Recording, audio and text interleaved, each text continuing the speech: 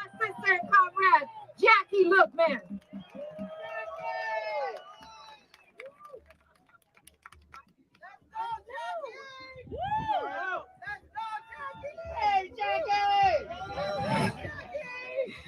This ain't a church service, but it needs to be a revival. Okay, Jackie. I'm not going to pray, ain't going to be no scriptures, but this is what I need y'all to do. I need you to turn to the person on your left and say like you mean it, I will fight for you.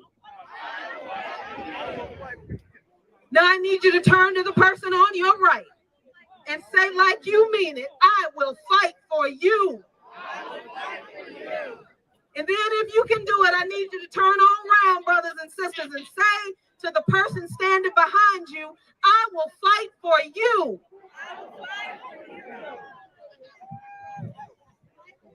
Because let me explain something to you about this fight that we are in, brothers and sisters. There's a narrative out there that says that we're only supposed to be focused on ending this one war in Ukraine and every other evil thing the United States government does with its imperialist, bloodthirsty planning and actions and bombings and interventions and coups d'etats. Everything this government does around the world and in our communities here, those things don't matter. All we need to do is end this war in Ukraine. That's the big deal. That's the thing we need to focus on. But let me explain something to you. This capitalist system is at the foundation of every evil thing that comes out of this White House and the Congress that creates the policies. And capitalism exists, it grew, and it thrives on the exploitation of people who are different from the folks who hold the power. So capitalism continues to exploit Black people in ways that it doesn't exploit working class white people. That don't mean working class white people ain't getting their ass kicked. It just means we getting our ass kicked a little worse in a different way. Capitalism exploits and denigrates LGBTQ and trans people in a different way from the way Black folks are being exploited. Women are exploited in a different way under capitalism than men are. And Black women and Latino women are exploited with that fabulous triple oppression under a capitalist system. So explain to me, y'all, how we are supposed to end war if we don't destroy capitalism.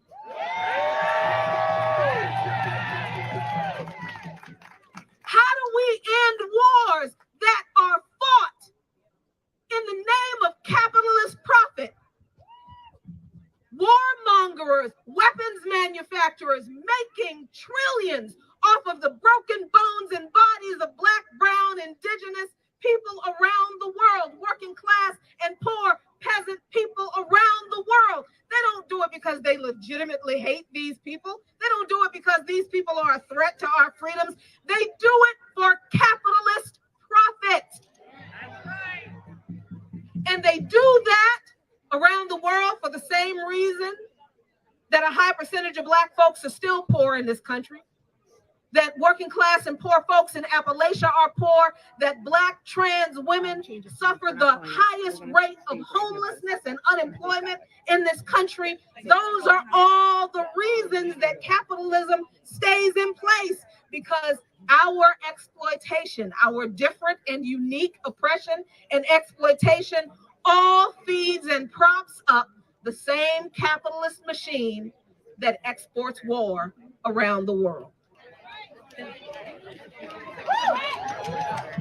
So reject anybody who comes to you and tells you that all we need to do is focus on ending this one war in Ukraine. Yes, this war in Ukraine must end, but let's not forget the 15,000 ethnic Russians who were slaughtered for 8 years by the neo-Nazi infused Ukrainian army. Let's not forget those people. And as we take to the streets, let us not forget, don't you forget the people that you turned to and said you would fight for.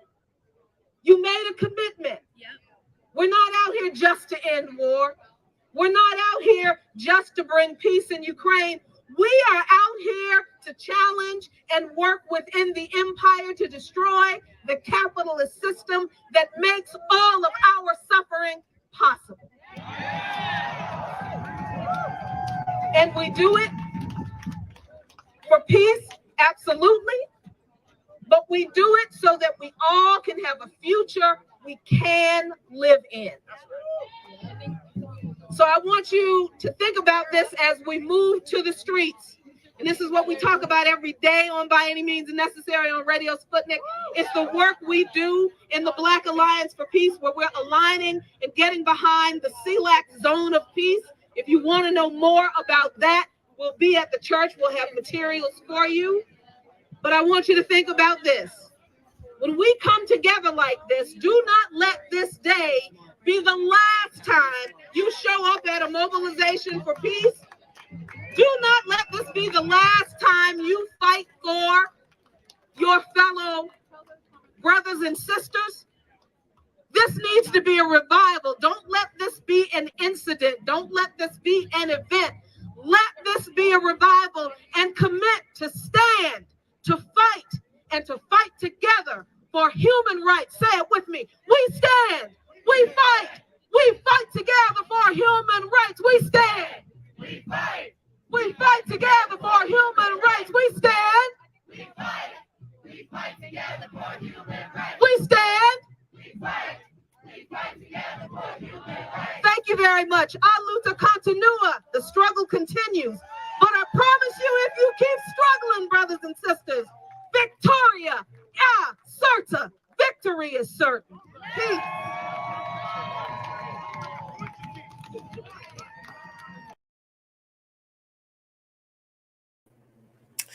Yo, yo, yo, welcome everybody. Welcome to another episode of the People's Power Hour here in Lukman Nation on Black Power Media. You are watching Lukman Nation, the most dangerous show on social media, on Black Power Media, the most dangerous platform on social media. And yes, I have to admit that Jared Ball was right. On March 18th, that is where that speech was given. That was the event where I spoke. I did forget to plug By Any Means Necessary, Black Power Media, because I was so focused on reminding people about getting information on the CELAC Zone of Peace for Black Alliance for Peace. But this is the struggle with organizers, y'all. We are always having to remember the things that we are working on. And sometimes we kind of forget to shout out the people who we are working with. So my omission of Black Power Media on March 18th was absolutely not intentional. It was just, that whole spiel. I got to tell y'all, that whole spiel, I actually didn't know what I was going to say until I got there that day and I looked at the crowd, and then some thoughts coalesced in my head and I got up on the stage and I knew what I was going to say. I just knew that I had to remember, plug the Zone of Peace at the literature table that BAP is going to have information on at the church. So yeah. So appreciate y'all for joining me this Friday evening. Let me see what's going on with folks in the chat. Who's here tonight? Let's see. David Silberg, Sugar Booger 7, James, Eric Berkeley, Mumbizi Jumbio. I hope I pronounced that correctly. Good to see you. Franny French, Carpe Pax, Manny Nile, KD, the Jamon 93, down Wadi, aka Obi, down Quaker Anarchist. Who else? We got Easy D, Joe K. Good to see you, Joe. Let's see, Jay McClinton 8. Casey McIvor. I'm seeing some new names in here. Welcome, y'all. Welcome. Thanks for joining. Good to see y'all. Let's see who else at 4411-4411-825. Okay. Welcome. Thank y'all so much for joining me. Really, really glad that you are here this evening. And we're going to talk a little bit about some of the news of the day that seemed to be really, really upsetting people. Of course, one of the things that people have been in a tizzy over in the past week, well, the past couple of days actually, was Twitter applying the state affiliated media label to NPR on Twitter. And NPR was upset. Oh, they were upset. Oh, they were so upset about that. They're, issuing statements. But then, the liberals were mad. They were, oh, how could you say that about Twitter? Twitter isn't, they're not, that now putting this label on NPR doesn't mean anything. Why? Why does the label all of a sudden mean nothing when it's applied to NPR? Did it have any legitimacy when it was applied to Sputnik, RT, America, CGTN, China Today, Iran's Press TV, Venezuelan media outlets? Did that label mean anything then? Is there a problem with that label being applied to a media outlet that you consider legitimate? What could that problem be? I'm going to talk about it more extensively in an article that I'm going to finish writing for Black Agenda Report about this whole mess this weekend. But I did a monologue about it on By Any Means Necessary yesterday. And you can access that monologue on the Lukman Nation Patreon page. The audio of that monologue is available there. But because I value the folks here at Black Power Media so much, I'm going to drop the audio on Black Power Media.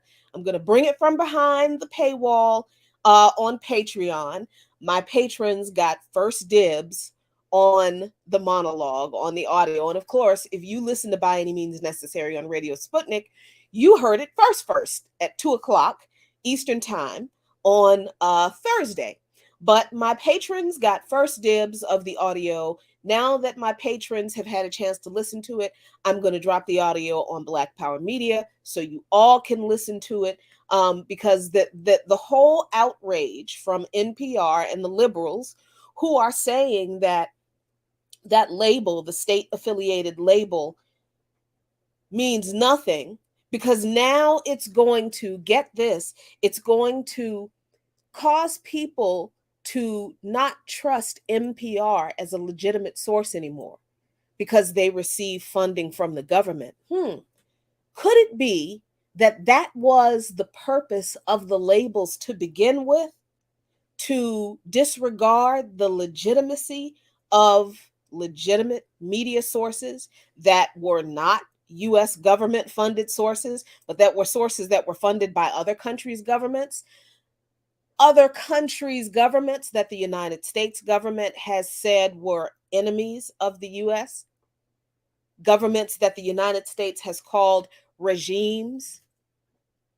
Yeah, that was the purpose of the labels in the first place, because it is true, it is absolutely true that NPR does receive funding from the government.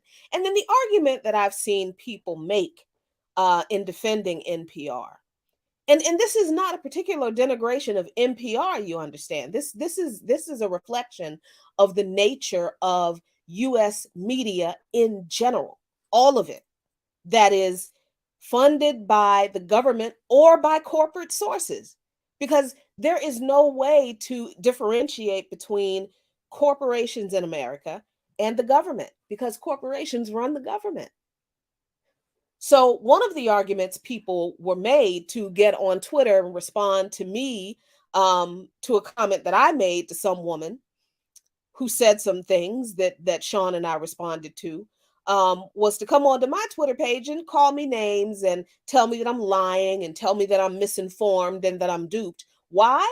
Because NPR receives only 1%, or some people say less than 1%, of their budget in funding from the federal government. Oh, I didn't know that the source of funding changed if the percentage was small enough. I didn't know that if the percentage of where you got your money from was low enough, then it all of a sudden became it became the source came from somewhere else if the percentage was low enough. I didn't know that's how money worked. And then some people said, well, the money that they receive from the government, it's in grants. I didn't know that it had to be a problem if somebody was a government official was handing over wads of cash in a paper bag out of their trench coat in an alley. What difference does it make if the money is given to NPR through a grant? As a matter of fact, that actually makes it kind of worse because grants have to be applied for, and there are regulations and stipulations for how that money is supposed to be spent in order to qualify and keep that grant. So I would love to see what the regulations of the qualifications in those grants are. If the words NPR must broadcast news that reflects the interests of the United States, guess what? Guess what, y'all? That's propaganda.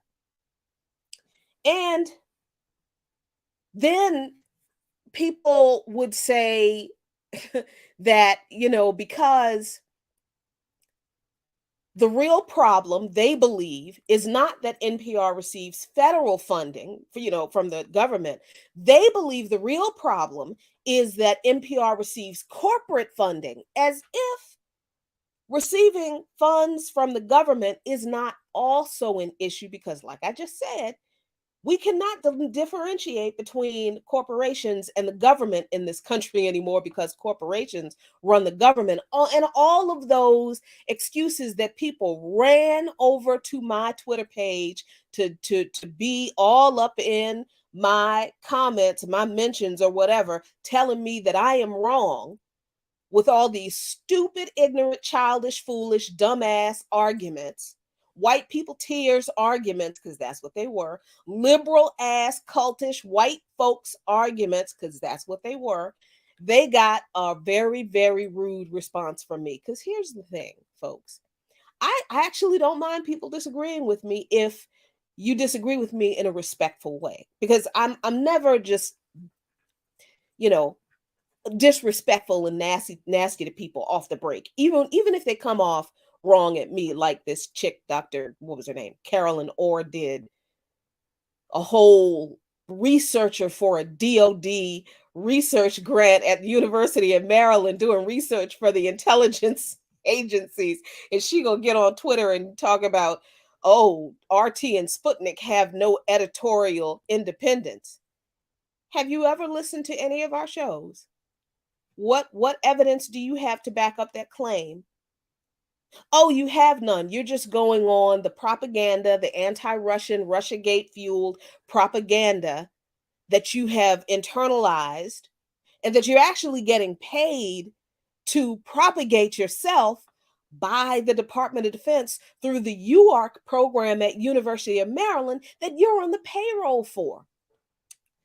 Child, yeah, I responded to her. Sean and I did, because, you can disagree with what we say as long as you listen to what we say in order to disagree with it. This woman didn't even do that. And she claimed to her tens of thousands of followers.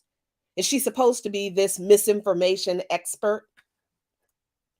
Claims to her tens of thousands of followers that the journalists at Sputnik and RT have no editorial independence. Never listened to our show. So Sean and I and a couple other people from the network politely went into her mentions and said, hey, journalists at Sputnik here, we have complete editorial control over our content. And that is why people decided to come to my Twitter feed with their hurt liberal white feelings and say some of the ridiculous, childish, ignorant, misinformed, silly, condescending, liberal white people that Dr. King warned us about bullshit.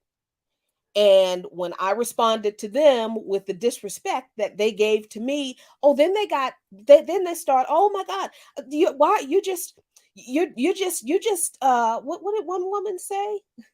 I can see why you're having a meltdown. Oh, I'm not having a meltdown. Your opinion just isn't that important enough to me for me to take it seriously, to take the time to formulate a response that is not a reflection of the bullshit that you are dropping in my lap right now. I'm not taking your shit seriously. So this is how I'm responding to it, because you don't deserve a response any more serious than what you're getting right now. You are getting the kind of response that you deserve because your opinion means that little to me. So go on over to Lukman Nation #1 on Twitter to see the shenanigans. I blocked a few people because I look at my social media pages like I look at my home and my personal friendships. Just because I'm out in public, it does not mean that I have to tolerate everybody's foolish behavior because I'm a public figure. If I would not allow you to come to my house and show your ass, I'm not going to let you do it on my Facebook page. I'm not going to let you do it on my Twitter feed. And I don't really care how anybody feels about that. That's just the truth.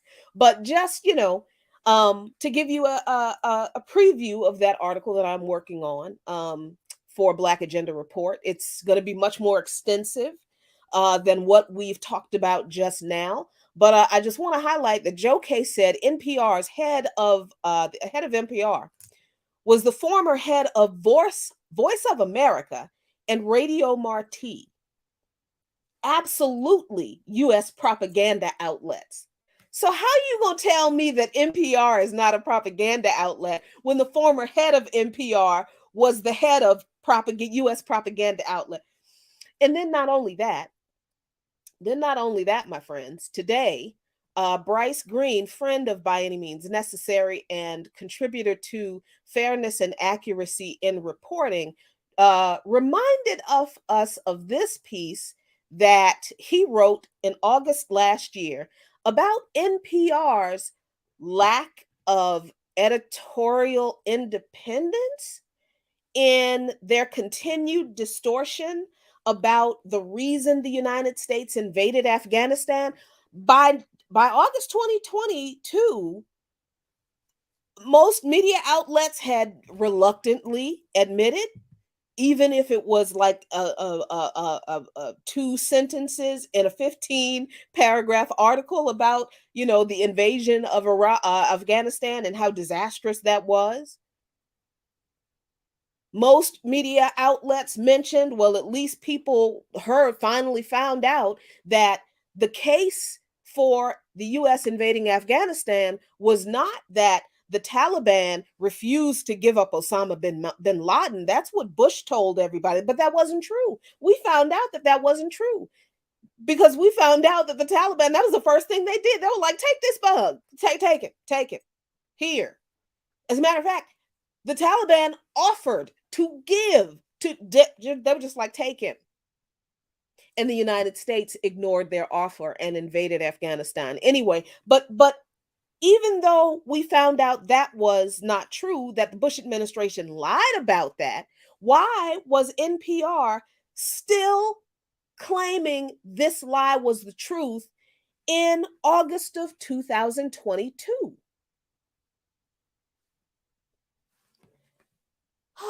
So I'm going to drop this article into the chat for you so you can take a read, so you can read it all yourself. So look, if NPR is not influenced by that little bit of 1% of government funding that they receive, why are they still lying for the empire?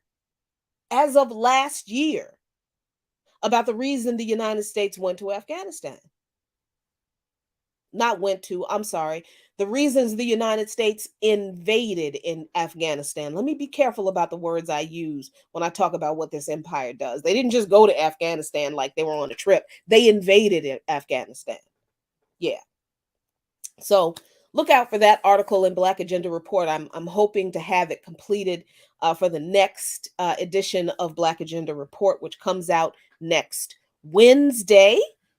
So, in other news, my good people, of course, people are up in arms about what has happened in Tennessee. And okay, let me take a little sip of my beer. By the way, this is Stella Artois. It's really my favorite beer. When I feel like having a beer, and this feels like a beer Friday.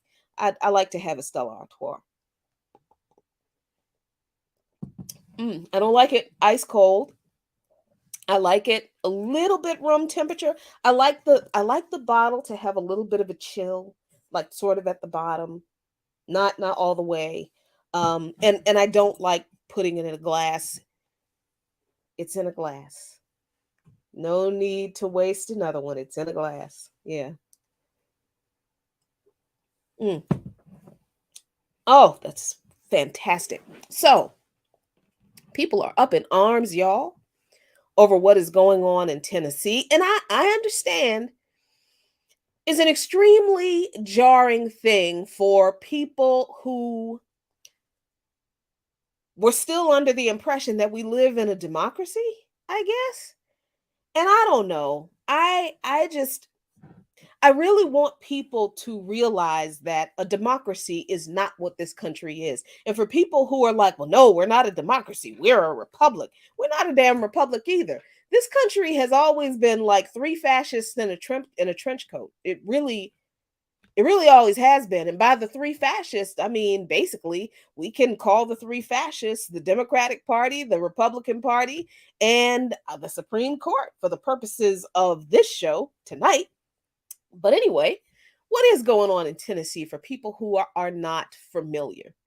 The Tennessee House of Representatives expelled 2 Democrats over their gun control protest. These 3 Democrats protested a gun control measure that was up for a vote on the floor of the Tennessee House of Representatives. 2 of the 3 Democrats who protested, were Black men. And the Tennessee House, controlled by GOP, who are mostly white, I think they're all white actually, they expelled 2 of the 3 Democrats who protested the measure. Guess which 2 Democrats they expelled? So let's see what this video says. I admit I have not watched this video, so this will be out of order.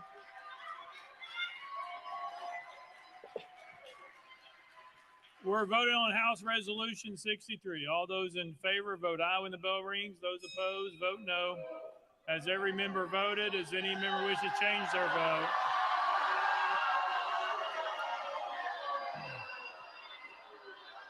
Mr. Clerk, take the vote. Aye, 69, 26 nays. Having received the concurrence of 2/3 of the members to which the House is entitled in the Constitution of the State of Tennessee, House Resolution 63 is hereby adopted. Without objection, the motion reeks here is tabled. Pursuant to Article 2, Section 12 of the Constitution of the State of Tennessee, I hereby declare Representative Justin J. Pearson of the 86th Representative District expelled from the House of Representatives of the 103rd General Assembly of the State of Tennessee. Next order, Mr. Clark. Announcements. Next order. So that was the actual vote to expel one of the Black representatives in the Tennessee legislature. The Tennessee legislature voted to expel these 2 Black Democratic representatives from the House of Representatives. But they didn't expel the white woman who protested the gun control vote with them. And when she was asked why she thought she wasn't expelled, she just flat out honestly said, well, because I'm a white lady. And those 2 others who were expelled were Black men. I mean, that's kind of obvious, right? So people have been asking this question, like, how can this happen? Oh my God, this is so egregious. This is just a violation of democracy.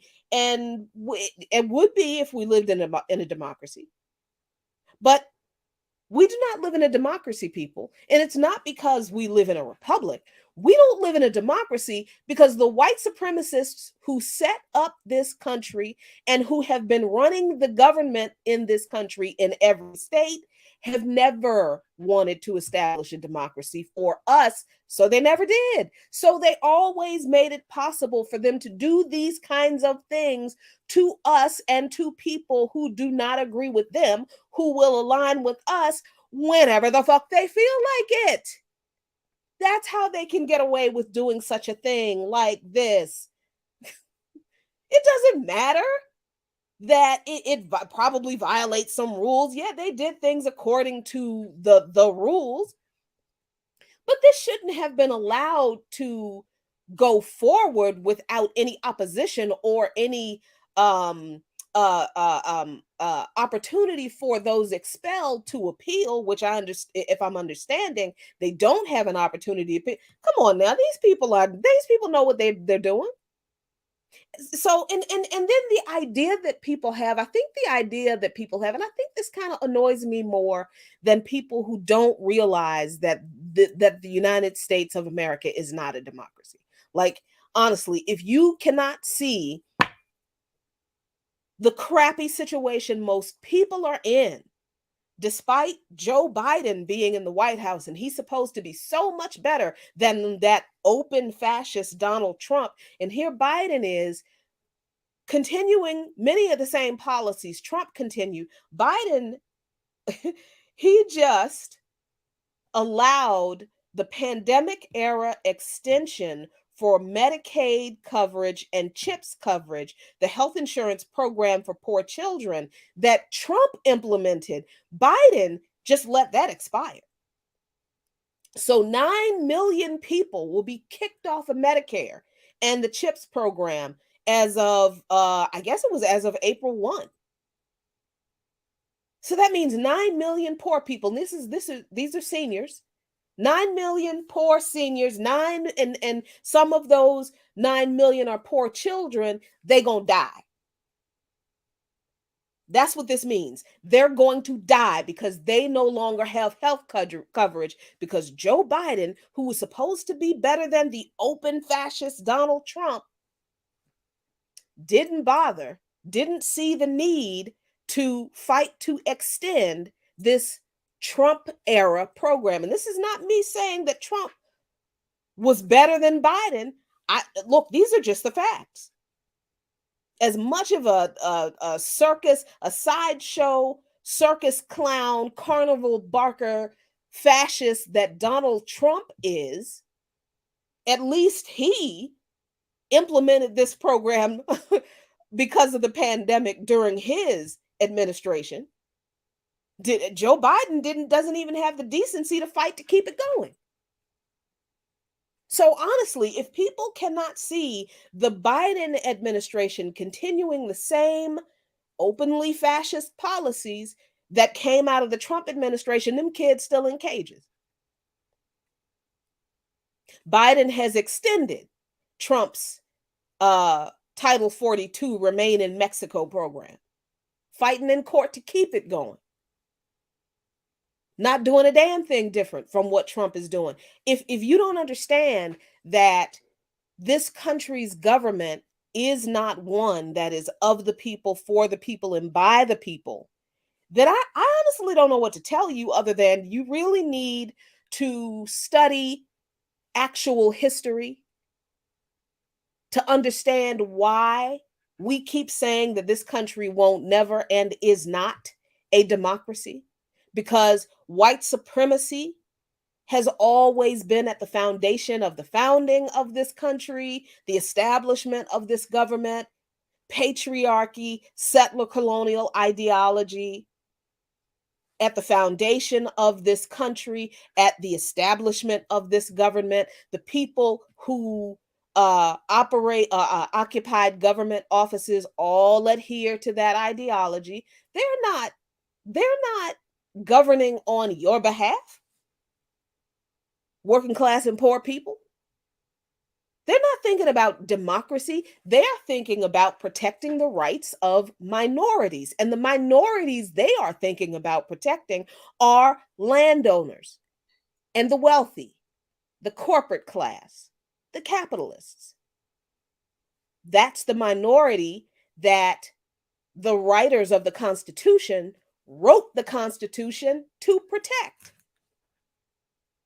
They just put those words, we the people, in order to form a more perfect union, secure justice, domestic tranquility, provide for the common defense, promote the general welfare, and I forget what the rest of that shit says because it's bullshit.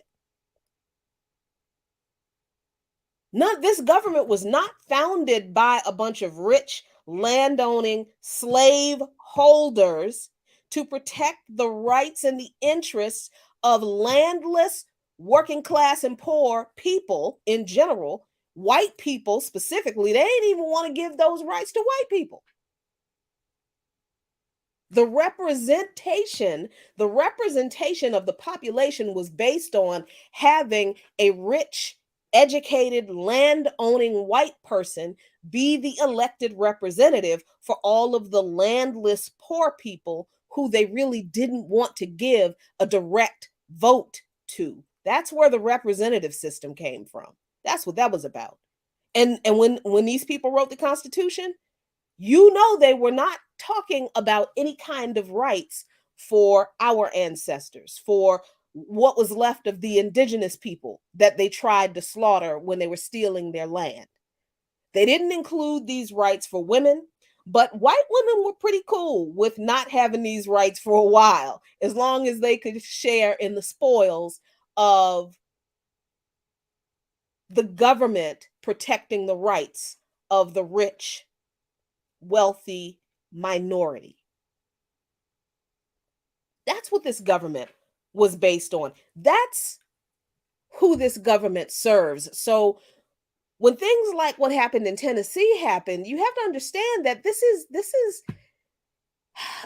like the facade of civility. What's happened in Tennessee, it's like the facade of civility, the facade of democracy, finally sliding off the death mask of this system, exposing the macabre face of capitalist oppression that it really is.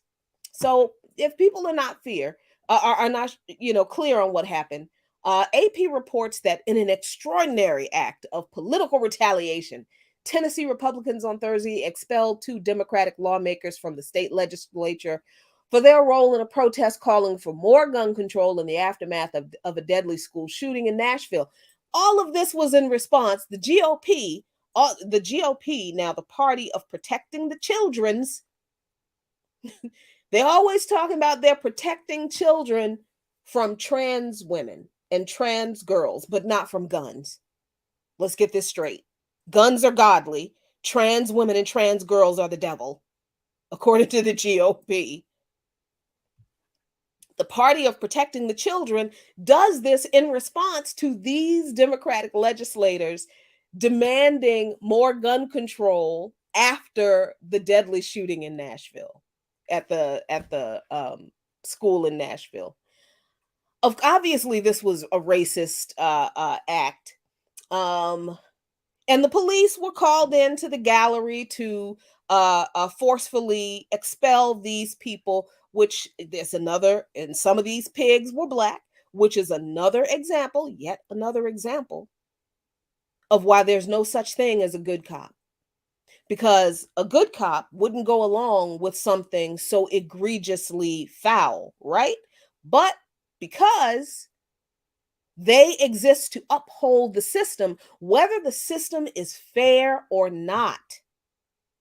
You hear me? Whether the system produces outcomes that are fair, that are just, that are actually democratic, or whether the system produces outcomes that are clearly fascist and reflective of blatant white supremacy and racism, these pigs go right along with upholding what the system produces. And this is why there are no good cops. So they have been banished. Banishment is a move the chamber has used only a handful of times since the Civil War. Most state legislatures have the power to expel members, but it's generally reserved as a punishment for lawmakers accused of serious misconduct, not used as a weapon against political opponents. Let me see, because there are the part about this measure being reserved in most legislatures for the most egregious of conduct among its members is really important. And I don't think it was mentioned here, but one member of the Republican lawmaker one member of the Republican legislative party. Yeah, it's not in this in this article, but I'll drop it here I'll drop the article for you in the chat.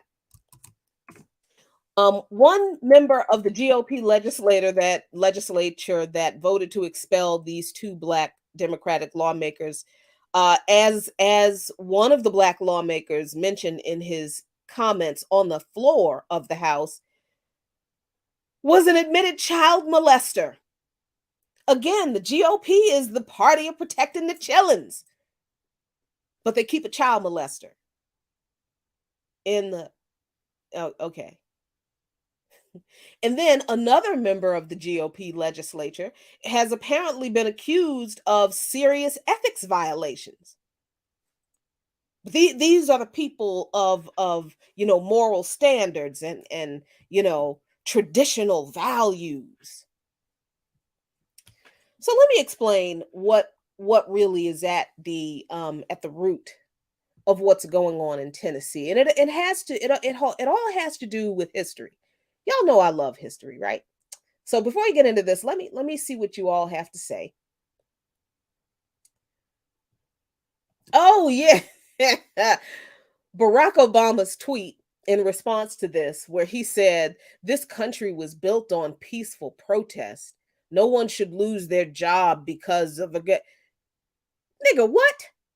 This country was built on an aggrieved white people riot who were pissed off at having to pay taxes to the British Crown on the products of the labor of enslaved people in this country. So these angry white people dressed up like indigenous people and destroyed other people's property. They destroyed the property of the British Crown in a riot. This country was literally founded on a damn riot.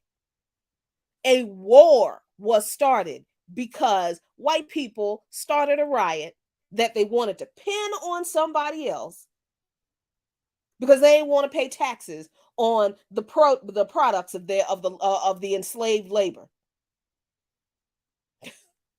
They didn't want to pay taxes to the people they were colonized by, and the taxes they didn't want to pay were on the products that were produced by the labor of the people they enslaved within their colony. Get the fuck out of here. This country was founded on peaceful protest. This is why learning the actual history of this country is important. But this is why the GOP is also very opposed to this CRT business. It's not that they believe critical race theory is actually taught in K through 12 schools. They don't want the actual history of their egregious acts of violence being taught. That's what this is all about. They do not want to face or confront, and they do not want their progeny to ever have to face, confront, and have to answer for the history of oppression, abuse, violence, murder, theft, rape, and degradation that they have created. They don't want their history taught. It's not that they don't want our history taught. No, that's not it. They don't want their history taught. That's why you need to learn what these Bamas did. And you're not going to learn it in school. You're going to have to find some legitimate sources online and learn that kind of stuff. So that's why I do what I do. I share a little bit of what I know because it helped me recognize that this place is not a democracy. Oh, good Lord. So,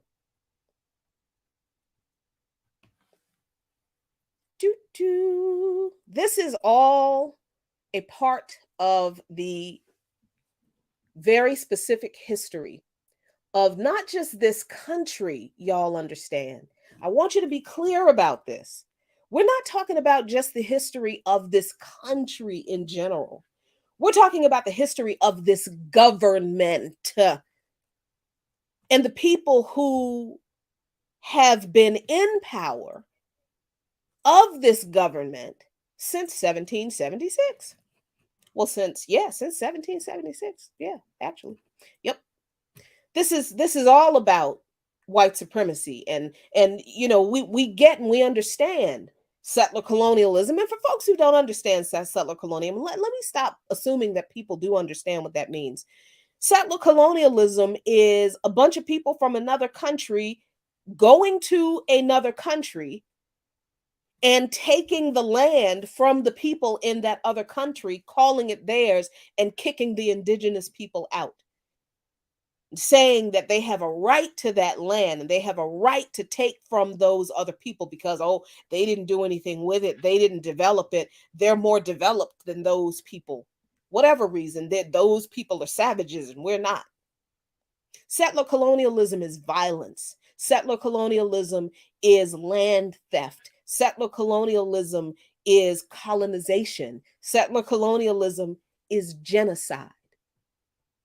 Settler colonialism is the apartheid system in Palestine that Israel is opposing.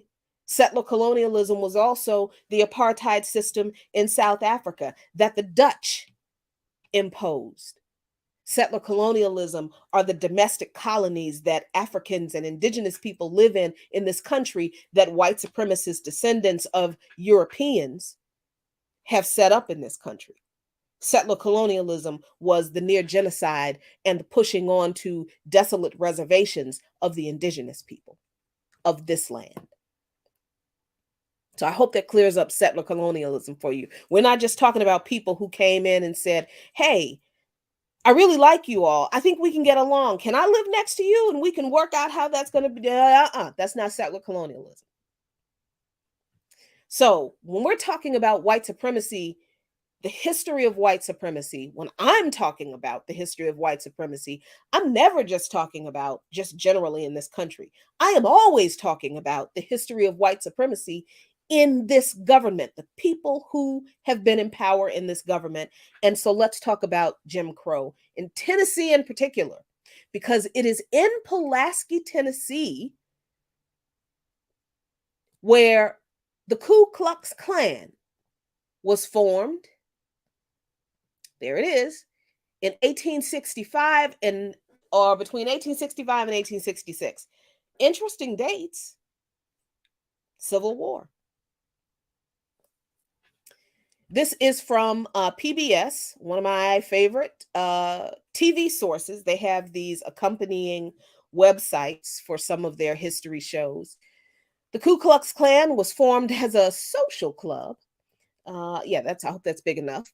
By a group of Confederate Army veterans in Pulaski, Tennessee in the winter of 1865-66. The group adopted the name Ku Klux Klan. It's not Ku Klux Klan. It's Ku Klux Klan from the Greek word kaiklos, meaning circle, and the English word clan.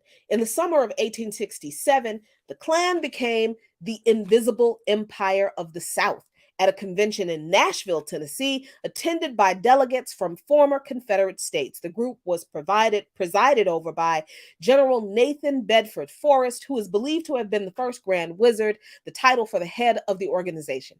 Lesser officers were given such names as Grand Dragon, Grand Titan, and Grand Cyclops. Dressed in robes and sheets intended to prevent identification by the occupying federal troops and supposedly designed to frighten blacks. I don't know why people think that black people are like afraid of ghostly figures. Do you not understand how fucking spiritual we are? Do you not get how spiritual we are, how connected we are to the spirit world, that your idea of like ghostly hauntings and apparitions, that does nothing for us? Because we have to be deeply connected to the spiritual realm to have survived y'all's bullshit. That is straight from the pit of hell. Okay, so the Klan quickly became a terrorist organization in service of the Democratic Party and white supremacy. But I'll stop right here again. At this point in time in the history of the political situation in the United States, the political landscape in the United States, the Democrats were the party, at least the Southern Democrats were the party in support of segregation and slavery. This was absolutely true. This was not because they were Democrats. This was because They just didn't want to be identified with the party that was associated with giving Black people rights and ending slavery after the end of Civil War. And this was not done. This was not something that Republicans did because they love Black people so much. It was because the Civil War was such a horrible, horrible event that tore the nation apart. And then they had this population of 4 million people that they had to do something with. So they're like, you know what? I think we really need to give these people citizenship, give them rights. That's the least we can do after what we just did to them as a nation, as a government. So the Southern Democrats, who were pissed off at having their slavery taken from them, having their slaves taken from them, they didn't want to be associated with the Republicans and their highfalutin nigger-loving ideas. That was the only reason the Democrats existed at the time and formed as a party, as being in support of slavery. It was not because they were Democrats. It was literally because they were Southern former slave owners. That was it. That they did not want to be associated with the political party. Was like, you know what? To keep any more shit from kicking off, let's give these people rights, right? Okay, so that's a quick, in a nutshell, explanation of the Democratic Party being the party of pro-slavery at this time in history.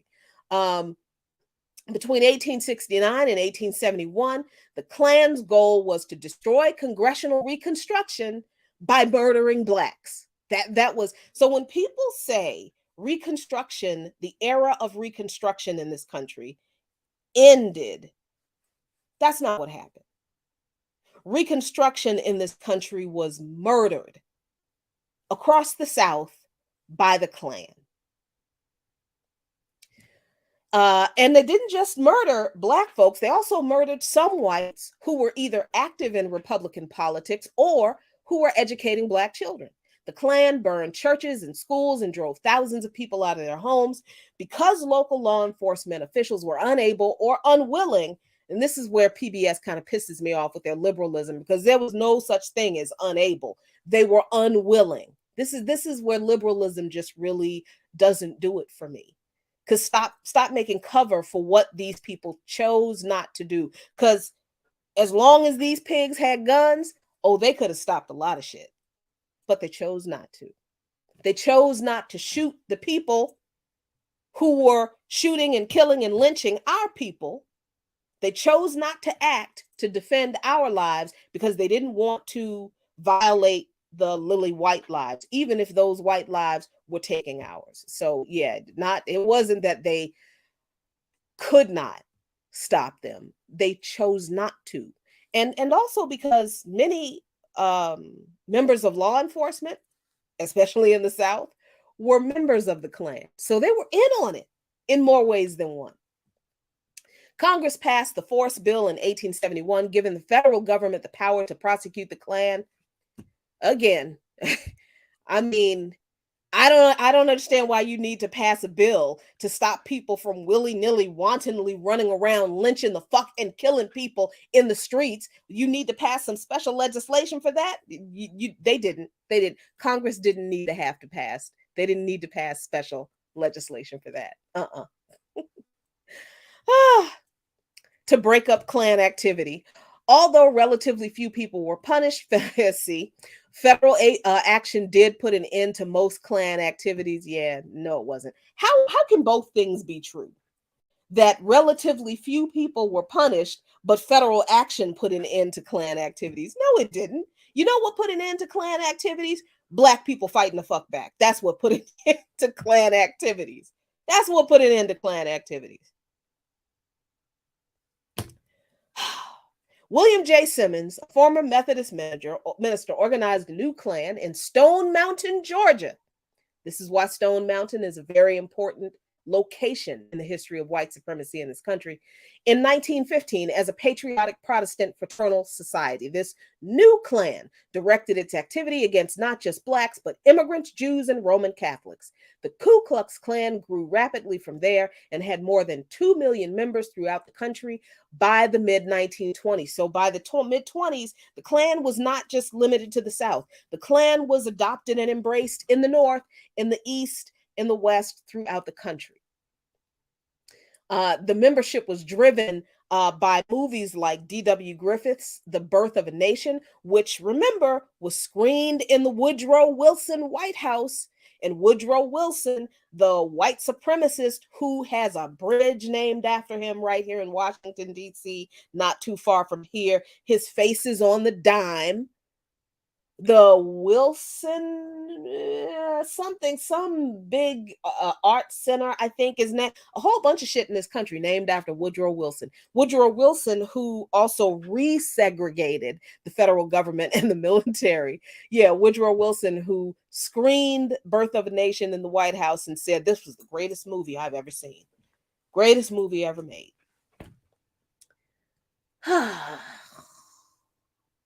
Although the Klan still reverted to burning crosses, torturing, and murdering those whom they opposed, the organization became a powerful, and here's why this is important, political force in the 1920s. Many state public officials throughout the nation, not just in the South, not just in Tennessee, but throughout this entire country, were members of the Ku Klux Klan. Eventually, the organization was weakened by disagreements among the leadership, and because of public criticism of Klan violence. By 1944, the Ku Klux Klan had lost most of its influence and membership, but it was revived again for a third time during the Civil Rights era. And it continues today as a smaller organization that continues to stage demonstrations in favor of white supremacy and fundamentalist Christian ideology. I'm going to drop this in the chat for you so you can have it for your edification as well.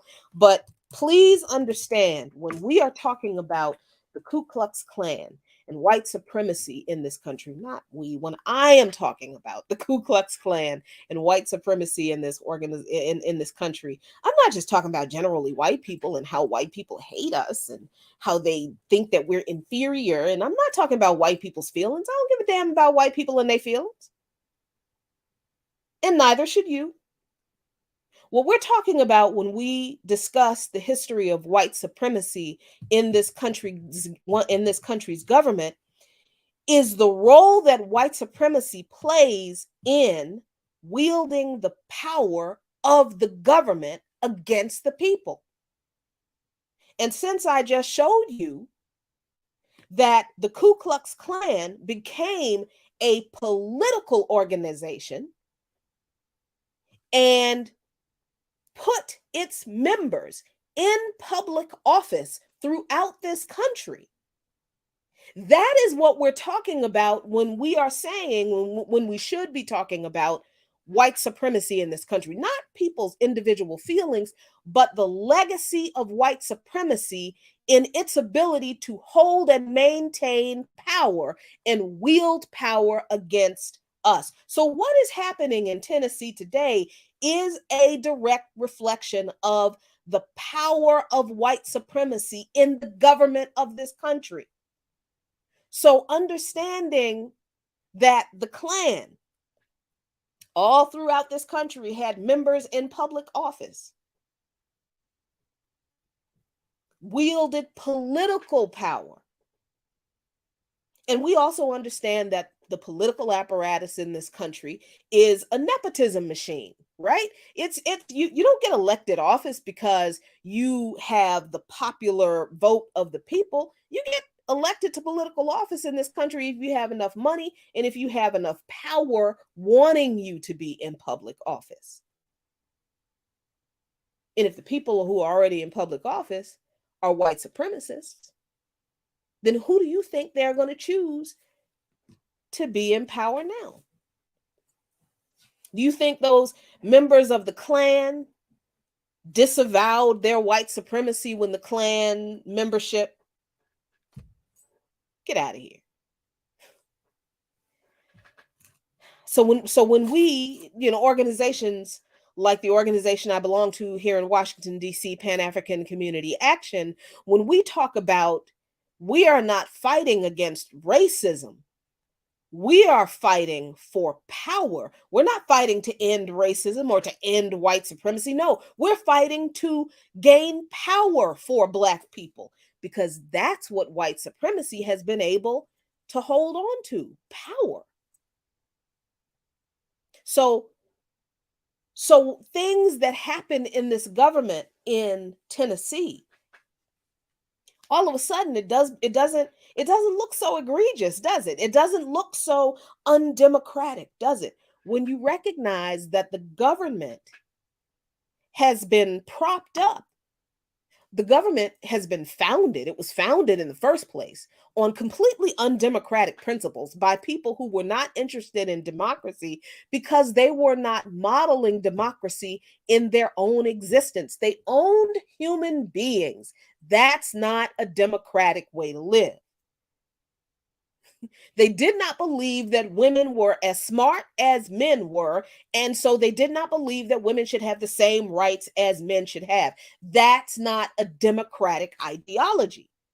The people who wrote the documents that formed the government of this country were white supremacist, patriarchal, settler colonial, slave owning bigots who wrote a constitution and a bill of rights to protect the minority rights of the few powerful land-owning white supremacist friends in this country. That's what this country was founded on. So everything that comes out of this government that serves to oppress people who are not white, male, and rich. Now you understand where it comes from. Now you understand why we say that we're not fighting to end racism and white supremacy. We're fighting for power, because that's what they've been holding on to. They have understood that he who controls the power in a country controls the country, controls the people in a country. And we believe that white supremacists have held on to power for too fucking long. So it's time for us to get ours. So what we need to do is to destroy this white supremacist, patriarchal, settler colonial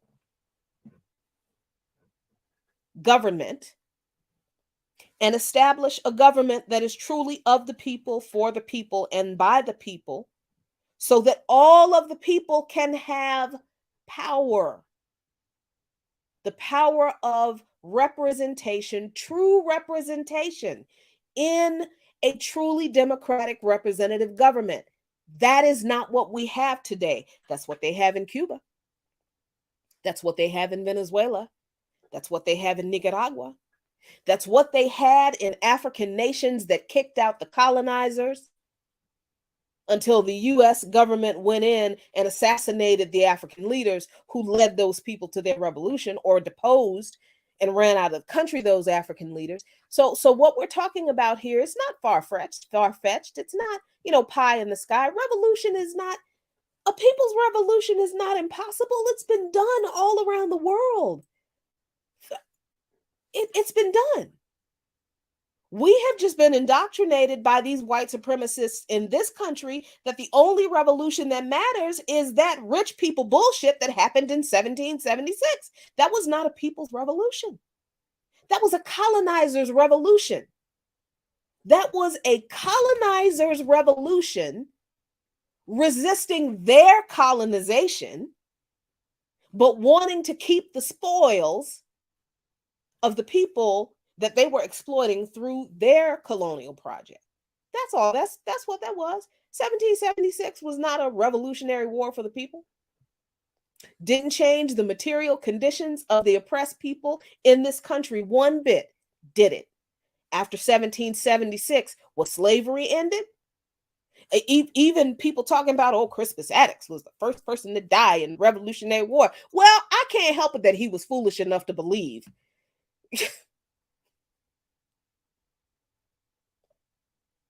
And really, if you really want to learn more about what 1776 really was, you need to get yourself a copy of Dr. Gerald Horne's book, The Counter-Revolution of 1776, and really get the breakdown on what it was all about, child. If you really want to know what this country was built on and all of these fancy ideas about democracy and freedom and liberty, they ain't mean that shit for us. They never have. And what is going on in Tennessee is I really hope it is your stark reminder that this country's government is quite literally three fascists in a trench coat. It's not a democracy. So there's that. And I want to talk a little bit, just really quickly, about the reconciliation period. After the end of Reconstruction, the violent destruction of the Reconstruction area, because the reconciliation period is very, very interesting. It is, I am coming to believe, as important. Understanding the reconciliation period, I think, is as important as understanding the Reconstruction era. And excuse me, it is as important, I believe, as understanding the Civil War. And it is as important, I think, as understanding what the 1776 revolution really was, because those, what is it, the revolution of 1776, the Civil War, Reconstruction, and the Reconciliation era, these four things really do make up the foundation for what this government really, really is in its relationship to the people who are not property owning white men. All right. So I want to talk about the reconciliation era a little quickly, kind of quickly. And this is just, surface level stuff, nothing real deep right now, but I do want you to get an idea of what I mean. So this is from encyclopedia.com. And I keep forgetting that I actually have a subscription to Britannica, but I keep forgetting that I have it. But anyway, but I was just kind of lazy trying to do this kind of fast. But the reconciliation movement was an effort for white America to come together and collectively heal themselves of the horrors of the Civil War. Okay? So encyclopedia.com says the American Civil War ended in April 1865. I'm sorry, let me magnify this so you can see it and read along with it. Read along with me. The Reconciliation Movement. The American Civil War ended in 1865, but the debate over the political, social, and economic repercussions of the war continued well into the next century, 1965, okay? The devastating effects of the war and questions regarding the status of former slaves divided Northerners and Southerners, often resulted in further bloodshed. That's important to note, because the idea that when the Civil War ended in 1865, white people just stopped fighting each other. No, they didn't. The white backlash to Black disenfranchisement was a part of this continued violence. So encyclopedia.com says of the reconciliation era that even during Reconstruction, white Americans began to seek common ground with each other among themselves on which they could unite and forget the pain and loss of war. The reconciliation movement was an effort to obscure the legacy of emancipation and Black participation in the war in favor of remembering the conflict as a fight between white Americans. That's where this narrative of a disagreement between brothers, North and South, comes from. All right? North and South, which ultimately proved the honor and dignity on both sides. Y'all, so when Donald Trump comes out of his mouth with "they're good people on both sides," he didn't say that because he's this uniquely ignorant racist monster. He said that because this is the ideology that has been created by this reconciliation movement after the destruction of Reconstruction, after the end of the Civil War, because this is the ideology that white people in the North and the South in this country have been cooking up in their fevered racist brains all this time, because they have never wanted to deal with the history they created that exposes the degradation and the humanity that they have committed against us. Because if they face the history they created, well, then they'd have to do something about that shit, wouldn't they? So people got all upset about what Donald Trump said. Oh, they're good people on both sides. White people have been saying they're good people on both sides of the Civil War conflict since the end of the Civil War. This idea that Donald Trump is uniquely openly fascist. Stop it. He is a product of this country. Reconciliation downplayed the violence of battle. It downplayed the failure of civil rights for former slaves, downplayed the centrality of slavery to the conflict. This is why white people like to make these arguments about the Civil War, that it was about taxes, that it was about states' rights, that it was about territorial rights, that it was about resisting government overreach and infringement and government tyranny. This is why these people will say anything except the Civil War was fought over the question of slavery. This is not some unique thing that crazy white people think up because they have a malfunction in their brain.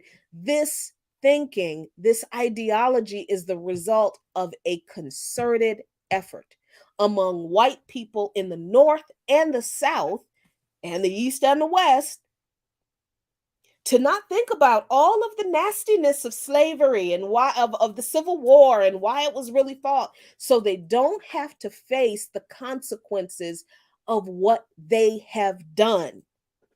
That's where all this stuff comes from. So reconciliation downplayed the opposition to the war in both the Union and the Confederacy. White veterans of both sides embrace this movement, this idea that the Union were the nice ones. Stop it. In the 1880s and the 1890s, after the responsibility of enforcing Reconstruction had been turned over to the Southern state governments.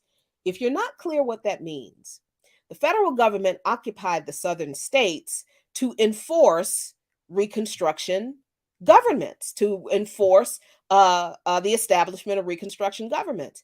At some point, Congress decided that they could trust this bunch of people who fought a war to secede in order to keep slavery and expand it. Somehow, the government decided they could trust them Bamas and gave them control over overseeing reconciliation in their states, and the government moved federal troops out of the South, and that's when the violence happened. When the federal troops were removed from the South. Yeah. Reconciliation hid the true nature and meaning of the war for many Americans for decades, not decades, centuries now. It's been centuries now to come, at the cost of creating a narrative of the war that almost eliminated the emancipationist legacy that African American citizens valued. I'm going to drop this in the chat for you too. So again, the fact that the violent backlash against Reconstruction began really in earnest in a coordinated, organized fashion with the Ku Klux Klan and other white people who were sympathetic with the Klan and white supremacist ideology, who didn't have to be members. That violence happened in earnest when the federal government pulled federal troops out of the South. How do you trust your former enemy that you just fought a war against? But this is this way that white people have of making peace with each other,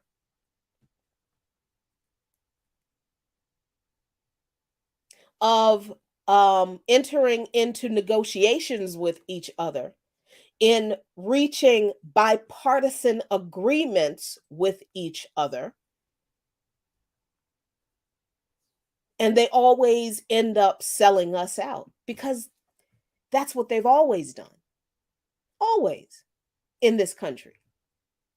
And the white people who did not go along with the reconciliation effort, who were on the side of Africans fighting for our rights, they were subjected to the same violence and terrorism and murder and lynching that we were. So I hope that puts the actions of somebody like Joseph Biden, who never saw a segregationist in Congress that he couldn't be friends with, who has once again compromised with the right, with the GOP, on supporting some aspect of banning transgender women and girls to play in sports, selling out transgender girls and women and their rights and their human rights in order to make a deal with the bigots who hate transgender people and who really want them exterminated. That's where all this comes from. Joe Biden and Donald Trump are two sides of the same reconciliation ideology coin in this country. So, all right, let me see what y'all have to say before we go on to the next topic. I hope y'all are enjoying the show. Wet my whistle a bit. I hope you are learning a bit. I hope that in my rantings, that you do learn some things. I hope I'm not just, running my mouth and you find me entertaining and that's all you get out of hanging out with me for an hour and a half on a Friday night. I hope you actually learn some stuff. So I hope you're learning. Thank you, Black Nito. The reason that the Confederate States seceded from the Union is actually in the Constitution of the Confederate States. They flat out absolutely say it was for slavery and not states' rights. But the reconciliation movement they were just like, well, okay, yeah, let's not pay any attention to that. I mean, here's the thing. White supremacists have never not been clear about what they believe, that they believe that it is white landowning men who should have and maintain the power in this country. They've never hidden that. They've always been very okay with writing that down, putting it in news articles, writing it in their memoirs, putting it in legislation. And, liberals come along and say, well, that's very uncomfortable. Liberal white people come along and say, that's very uncomfortable. I don't think that's very nice. Can we not talk about that? Can we find a way to get along and share power without talking about the nasty things that you want to do to people who don't look like us? That's what reconciliation ideology is. And that's what still goes on in this government between the Republicans and the Democrats today, even when some of those Democrats are Black, like the Congressional Black Caucus. That's another show. Lord have mercy. Anyway, yeah. So, all of this week has got me thinking about the Civil War and the reconciliation era and how little people in this country know about that very, very pivotal era after the Civil War, after the destruction of Reconstruction, and how it really does lay the foundation for the government that we have today. So when you understand that, the kind of things that happen in Tennessee, not a surprise. And when you understand that, I hope you come to the conclusion that there is no changing this from the inside. There is no reform that can fix this. No. There's no Democratic Party that wants to make compromises with the GOP that really wants to take away rights of people, and they make no bones about that. There is no reform that the Democratic Party can bring to a system that is built on this. No, I hope that's clear to you now. And I hope you are one step closer to understanding why charting a path towards socialism in this country is the only salvation humanity has for this country and for peace in the rest of the world, quite honestly. So let's talk about the third fascist in the trench coat of the facade of democracy, and that's the Supreme Court. And I think that third fascist, being the Democratic Party and the Republican Party are two of the three fascists in a trench coat. And I'm just saying the Supreme Court is the third fascist for this particular moment in time because of the news that is coming out of the Supreme Court at this particular time, right? So, because, we have to understand that the Supreme Court was established by the same people, the same institution that was built upon what we just talked about. So how do you think the Supreme Court in any way works for the people? It doesn't. I hate to be the bearer of bad news. I really do hate to bring people to that point of existential crisis where they realize everything they believed is a lie, and their whole life is they're just questioning their whole life right now. I don't like to make people feel bad that way, but I also understand that is the only way people will ever get to wanting something different and better. You have to realize that what you have is shit in order for you to want something better. So the Supreme Court is just as trash as this government is. And if you were not aware of what is going on, excuse me, in the Supreme Court right now, ProPublica has published an investigation of a Supreme Court Justice Clarence Thomas, who has been accepting mad expensive luxury gifts in the form of like annual or regular vacations and trips and trips on his yacht and trips on his jet of a billionaire Republican conservative political donor named Harlan Crow. Clarence Thomas has been accepting these trips from this man for 20 years. All right, this is a very extensive investigative report. I'm going to drop it in the chat for you so you can read it at your leisure. But you need to know something about the Supreme Court. They have a history of influence peddling that goes beyond Clarence Thomas and this recent controversy. So let's think back to January of this year when the Dobbs decision was leaked, and the Dobbs decision overturned Roe v. Wade. Last year, this was leaked, rather, the Dobbs decision, and the Supreme Court investigated itself about the leak. And in January of this year, the Supreme Court Marshal Gail Curley published a 20-page report that showed that confidential information could very easily have slipped out of the Supreme Court because they didn't have any security. That no regulations over how confidential information like opinions were supposed to be handled. Imagine that. How in the hell does the Supreme Court, that always deals with confidential opinions and draft opinions of Supreme Court cases, how do they not have rules for how this material should be handled?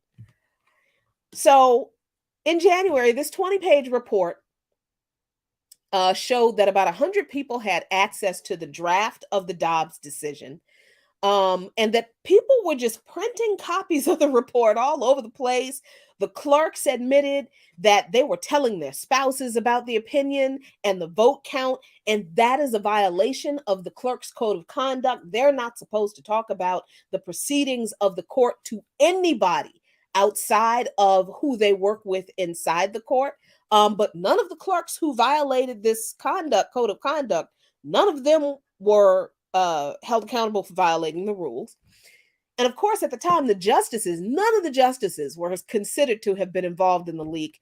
But really, come on, Clarence Thomas, especially when Clarence Thomas's wife has always been a little problem. Since most Supreme Court justice spouses pretty much stay under the radar, they don't do a whole lot of political stuff because they don't want to give the appearance of impropriety or conflict of interest for their spouse on the Supreme Court, because you never know what kind of case is going to end up in front of their spouse, and you don't want to be involved in it because you don't want to be accused of influencing your spouse's decision on this case, right? Jenny Thomas ain't give a shit about none of that. She ain't never cared about none of that. She has been a conservative lobbyist for a long time. She privately pressed White House Chief of Staff Mark Meadows under Donald Trump to pursue efforts to overturn the presidential election. She sent emails during urging swing state lawmakers to just ignore Joe Biden's popular vote victory in their states when they in their process of awarding electoral votes. So she was basically telling the electors in these states to ignore the votes of the people and award the electors to Donald Trump. Jenny Thomas was doing this. This was all revealed by the Washington Post in 2020. And these revelations in the Post raised some calls for Thomas to remove himself from the court, especially when the cases involving the 2020 presidential election issues came before the Supreme Court. But Clarence Thomas ain't care about any appearance of any conflict of interest with his wife being involved in this cases. He recused himself from nothing. But even before all of that happened, Jenny Thomas was a lobbyist. She was an activist, I guess they call her, and let me share this with you. She was an activist for a conservative political activist group that was their focus was to battle cultural Marxism and leftism, and they anonymously raised $600,000 in donations. So this was reported in the Washington Post just March 28th of this year. Yep, gonna drop this in the chat for you so you can take a look at this. And Jenny Thomas has been active in conservative politics ever since her husband's been on the court. She has never cared about the appearance of a conflict of interest, and neither has he. But the influence peddling on the court goes farther than Jenny Thomas, because let me get this date right. Oh, nope, this is the wrong one. Hold on. Sorry. This is the wrong article. I am sorry. Here it is. So in December of 2022, just last year, the House Judiciary Committee held hearings on ethics rules where someone named, let me pop this up here for you so you can read along a little bit. An evangelical minister named Robert Shank, who, and I know if you have been following the Right to Life movement, you know who Reverend Robert Shank is. He was a very high-profile, prominent anti-abortion activist. He testified in December of last year at the House Judiciary's committee hearing on ethics rules that he recruited wealthy Christian couples to serve as stealth missionaries. That's what he called them at the Supreme Court for 2 decades. And he told them to do this so that they could develop relationships with the conservative justices like Samuel Alito, Clarence Thomas, to bolster their views, particularly on abortion, for 20 years. Schenck provided written testimony to the committee prior to the hearing, where he said he encouraged his recruits to make donations to the Supreme Court Historical Society so they could meet the justices, so they could develop these deeper relationships with them to achieve their objectives. And some of the recruits even wrote amicus briefs for the cases in front of the court. That is a clear conflict of interest. Describing the mission of influence campaign that Schenck named Operation Higher Court. I told you, white supremacists just say their shit out in the open, what they're trying to do. Schenck said, quote, "Our overarching goals were to gain insight into the conservative justices' thinking and to shore up their resolve to render solid, unapologetic opinions," end quote. That's what he said at the hearing at the House Judiciary Committee just last year. Schenck also told the New York Times that his Operation Higher Court succeeded in breaching the court's code of silence, saying that the stealth missionaries, Gail and Don Wright, learned the outcome of the high-profile 2014 religious freedom case involving Hobby Lobby while they had dinner at Justice Samuel Alito Jr.'s house. Samuel Alito is also, I think, the author of the Dobbs decision, or parts of it, as it were, as well as of the Hobby Lobby decision. And they learned of the decision before the decision was released to the public. They learned about it because they were good friends with Alito through this Operation Higher Court, having dinner at his house, where he leaked the information to them, what the decision was going to be. And they told Schenck, and Schenck told his organization, Faith and Action, that the decision was going to come down in favor of Hobby Lobby. As a side note, Schenck testified, I think, and he has said publicly that he has repented of his views about abortion and gun rights since that time. But honestly, the damage that he and his organization have done, I really don't think there is enough penance for that, because here is someone who is supposedly one of those very religious conservatives who he wasn't operating out of his religious faith. He was operating out of the white supremacy that he adhered to. The white supremacist expression of his Christo-fascist faith. That's what that was. And I okay, fine. He can repent, and he can repent of his sin, and I'm sure the Lord will forgive him, because that's what it says in the book. But I don't have to have nothing to do with him, because something needs to be done about the damage that he has done. There is repentance, and I know I'm getting into my spiritual bag now. I know it's going to make some people uncomfortable, but I don't care. There is repentance of sin, and that's the Lord's pay grade. That's his job. There is responsibility for your actions. That's our business. What is this man going to do in regard to his responsibility for what his actions have done? This is where we get this faith thing wrong. We always stuck on forgiveness. Oh, forgive.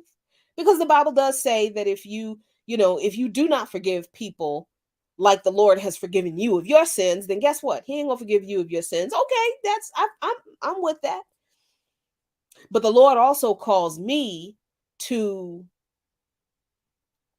not just repent of my sins, but to turn away from my sins and to do something about the harm I've caused to people.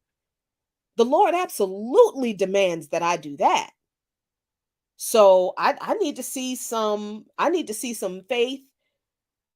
I need to see some works with that faith. I need to see what Reverend Shank is doing now to atone for his actions, because the repentance, that's God's pay grade. That's above my pay grade. I'm responsible for finding out what you're going to do about what you've done. So that's a little side conversation about that. But anyway, this whole Supreme Court thing, people are all shocked and, oh my God, Clarence Thomas, oh, the corruption. Really? This is shocking to you? I mean, this is the Supreme Court that has been convinced by the corporations, with the liberals' blessing, that the 14th Amendment that was supposed to give citizenship rights to emancipated people, that corporations are people. The liberals were fine with that. So so the idea that the Supreme Court is an institution that is somehow separated and apart and above this idea of political influence and corruption, what country do y'all think y'all live in? Well, how did y'all think the Supreme Court was in any way an institution that had any kind of integrity? It is an institution that came out of the government of this country, which has no integrity. The Supreme Court itself is made up of 9 unelected lifetime appointments to the bench. These people can't never leave that job unless they are impeached, which I don't think that's ever happened. And now people are calling for Clarence Thomas to be impeached, and I don't think it's going to happen. But people basically retire or die and get off the Supreme Court. Nobody elects these people. And politicians try to convince you that the Supreme Court is a good thing by telling you that if you elect me to the highest office in the land, I will appoint Supreme Court justices to the court that reflect your values. No, they're not. No, they don't. How many times have the so-called liberal presidents not appointed so-called liberal justices to the Supreme Court? Need I remind you of the whole Ruth Bader Ginsburg, Barack Obama, old lady Ginsburg? I'm not retiring to give that man an appointment on the Supreme Court. Fuck him and his legacy, Ginsburg. Really?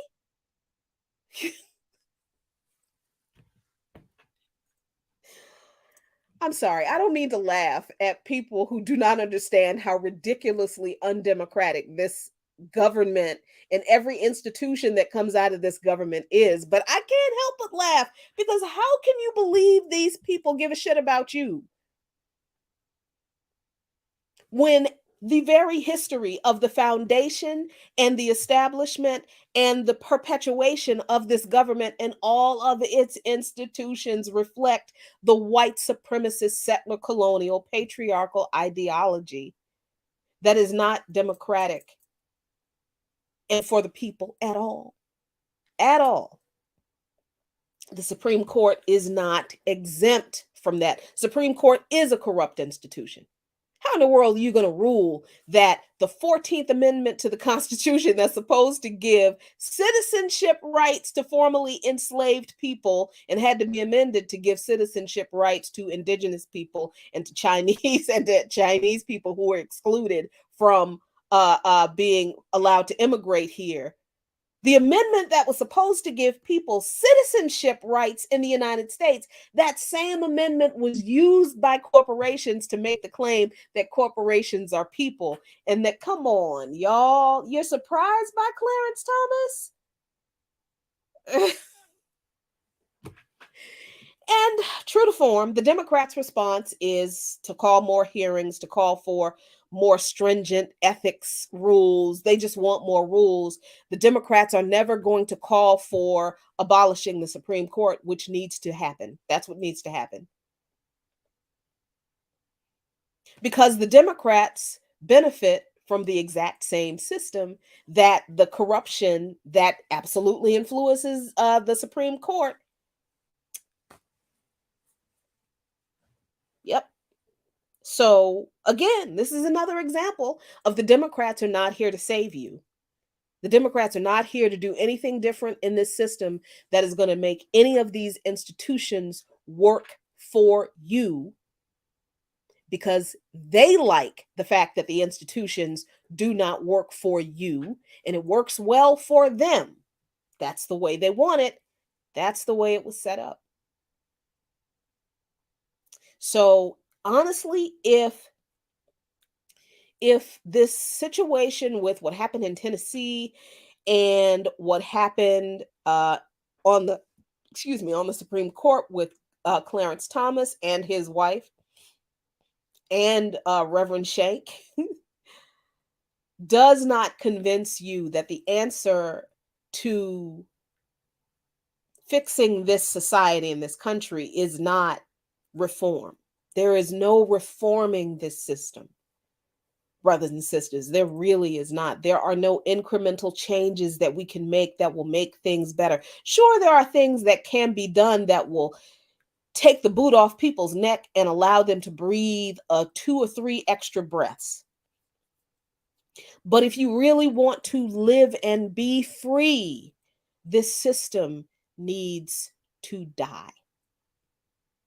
That really is the only answer for our freedom. And let me just say on a personal note,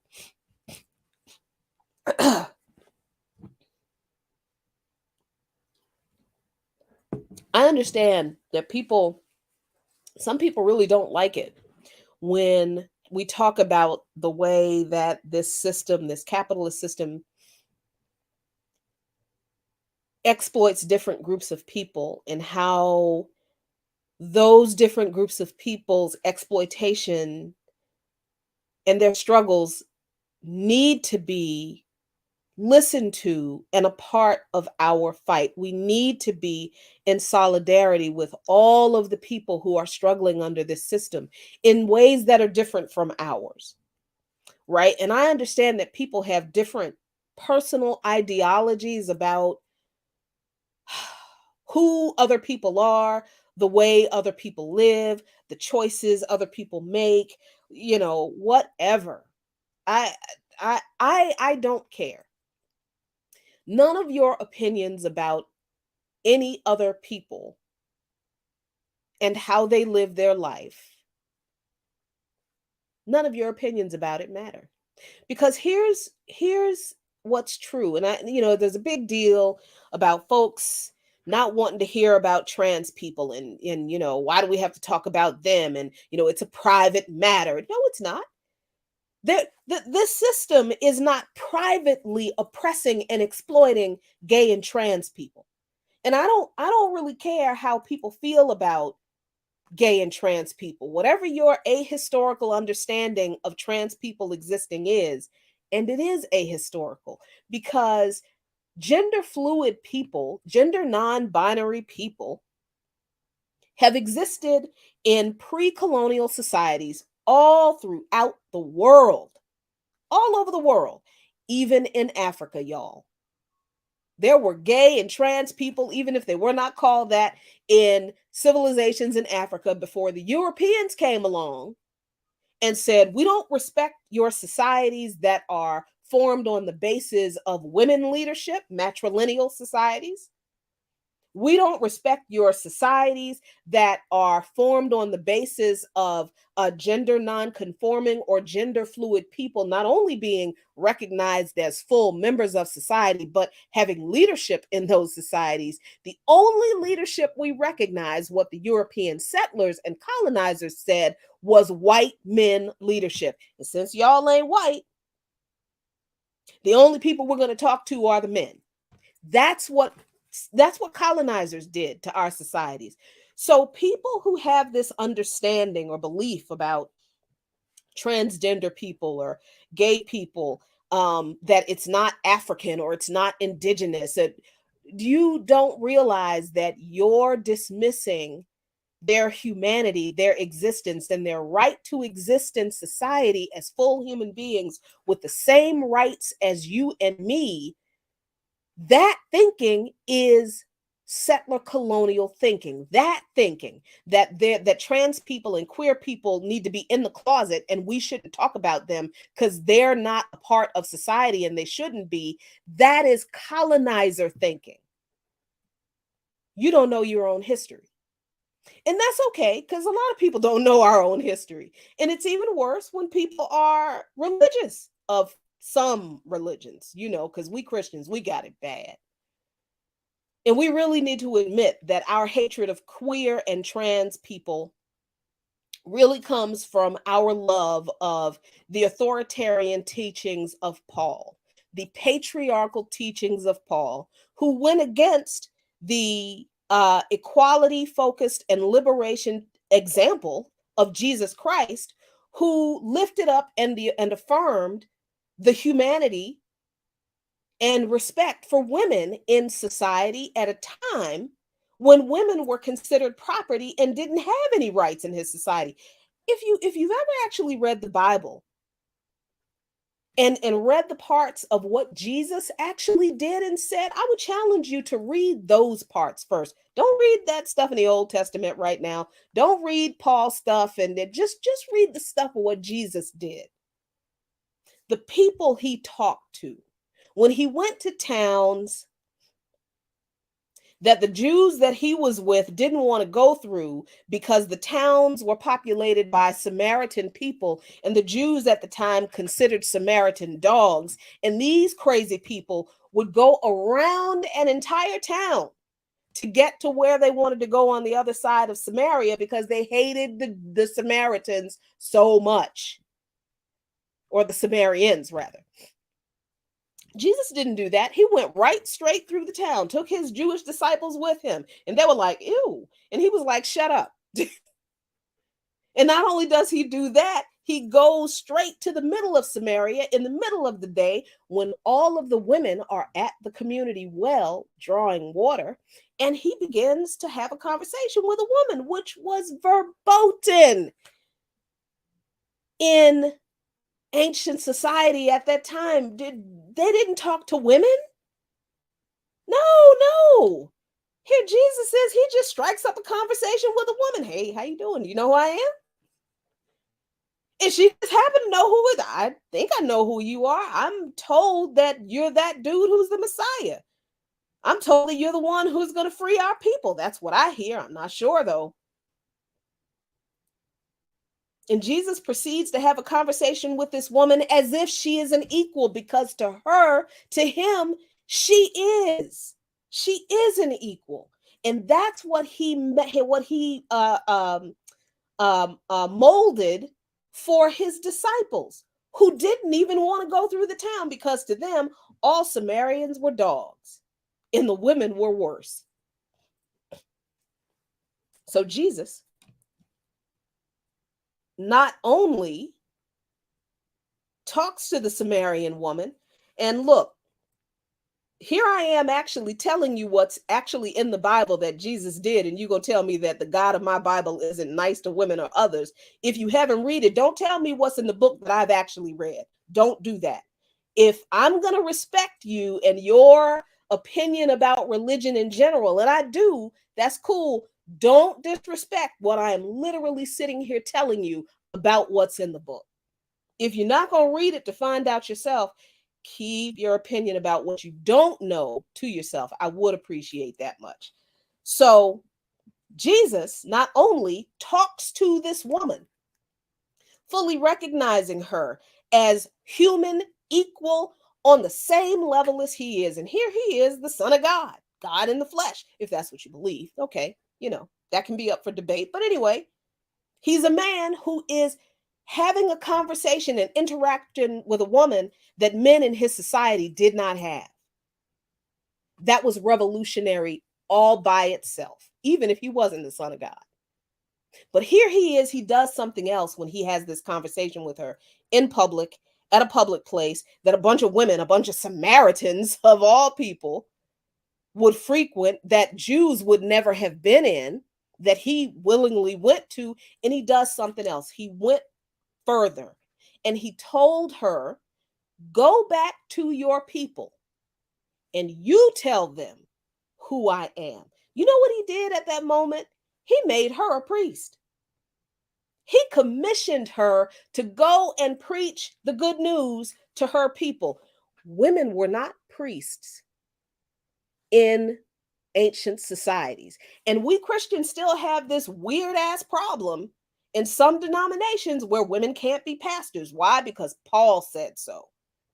Not because of what Jesus did and said and how Jesus treated women.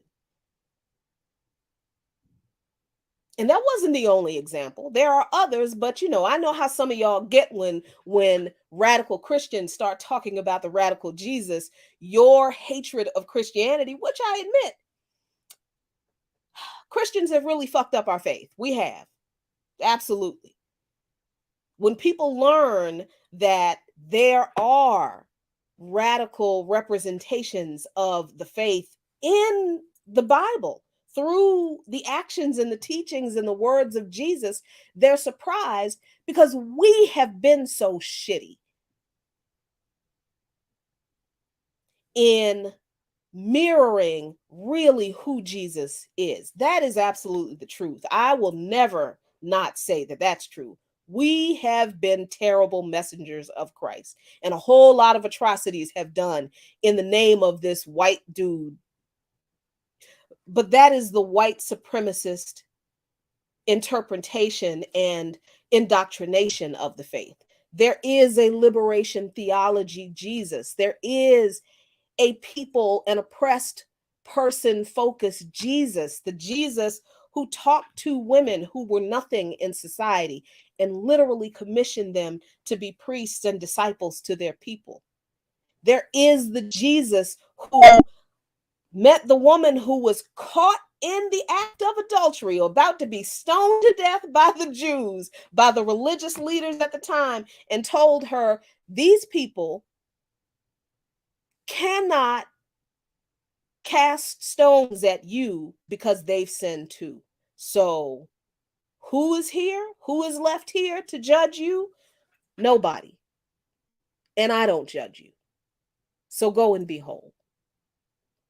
Jesus, who not only commissioned the woman at the well in Samaria to go preach to her people, but it was women who went to the tomb, because you knew I was getting here because it's Resurrection Sunday coming. And if you go to church this Sunday, you ain't going to hear this sermon in church.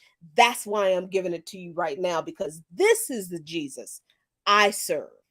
This is the Jesus I serve, who tells me to fight on behalf of justice for the oppressed. That's actually in the Bible. That scripture is actually in the book.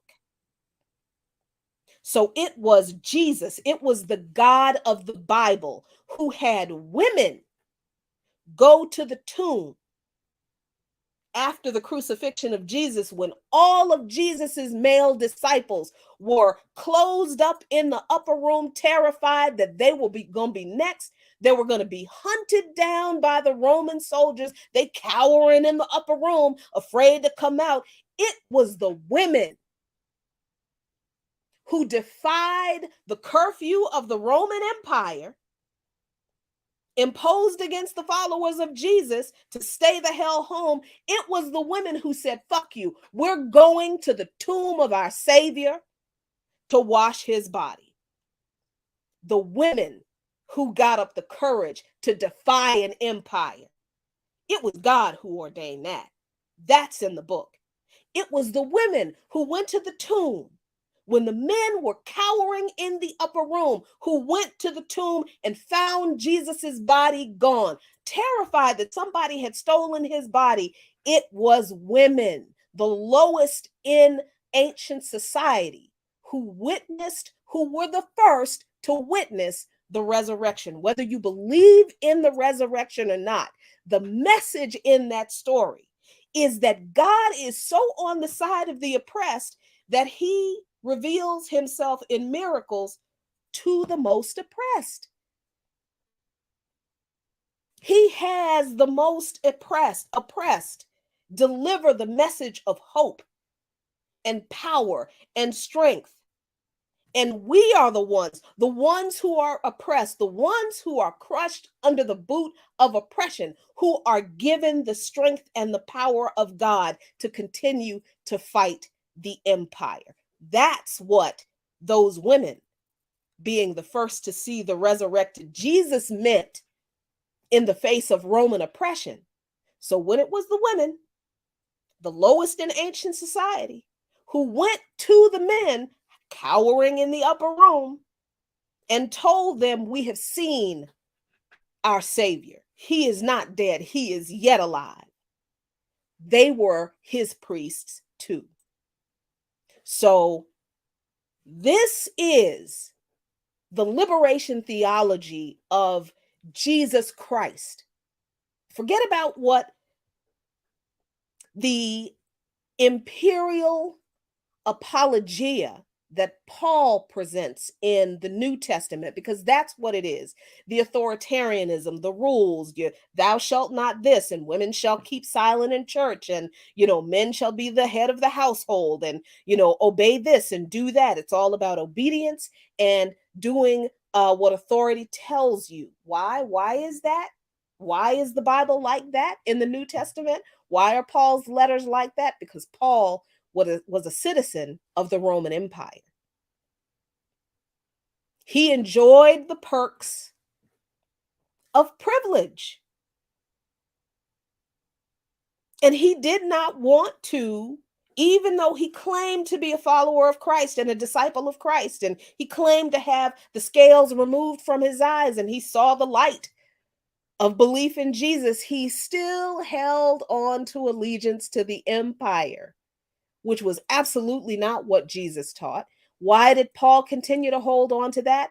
Because he understood that the teachings and the example of Jesus Christ was revolutionary and insurrectionist to imperialism, and he didn't want to give up his privileges. So he incorporated some rules into his belief in Christ, and that's what American Christianity is based on, the Pauline doctrine. If you go to these revolutionary countries in the world, Nicaragua, Venezuela, Cuba, some countries in Africa, you will find a lot of people of a very deep Christian faith. A lot are Catholic, but some Protestant. But a lot of these people are very revolutionary, and they're very deeply ensconced in their Christian faith. How can that be? Because they understand the revolutionary Jesus Christ. That's how that is. So on this Good Friday, I did my best to do both my revolutionary duty as an organizer, to give you some information, some history, and some knowledge, but I also know that I have to do my spiritual duty as a revolutionary follower of Jesus Christ, to tell you that there is hope in this fight. There is a wellspring of unyielding, unquenchable, uncontainable power that comes from a spiritual connection to revolutionary action. And that spiritual connection doesn't have to be Christianity. It doesn't have to be rooted in the teachings of Jesus Christ. It can absolutely be African spirituality. It can be indigenous spirituality, because guess what, y'all? That all comes from the same source. It's the same source. Whatever it is you believe, whatever spiritual belief you have, it is the same undying, unquenchable power of hope in the resilience of humanity that can only come from the one that created us, knowing that we didn't get here by ourselves. Whoever we want to ascribe that responsibility to, whether it is a he or a she or a spirit or the elements, doesn't matter to me. I don't care. We are not going to win this revolution without making peace and making space for people of faith. But people of faith have to show ourselves revolutionary minded in order to have the right to take up space in the revolution. So, thank you all so much for hanging out with me on this episode of the People's Power Hour in Lukman Nation on Black Power Media. I hope you had a fantastic time. I hope you learned a lot. I hope you were encouraged. And I hope that you keep fighting. Whatever you believe, I hope that you never stop fighting. I hope that you join an organization and you keep fighting. A luta continua. The struggle continues. But if you keep fighting, I promise, Victoria acerta. Victory is certain. Y'all have a fantastic weekend. Peace.